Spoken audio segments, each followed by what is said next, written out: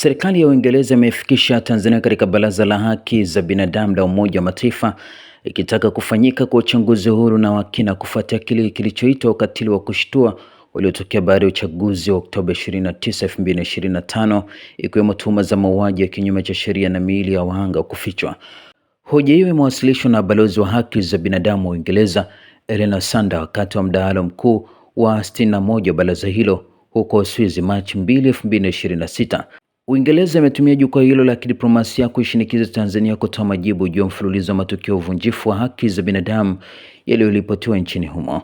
Katika tamko hilo, Balozi Sanders ameweka wazi kuwa Uingereza ina taarifa na ushahidi wa matukio ya kusikitisha iliyojiri kufuatia mchakato wa uchaguzi, jambo ambalo limeitia doa utawala wa sheria na demokrasia nchini.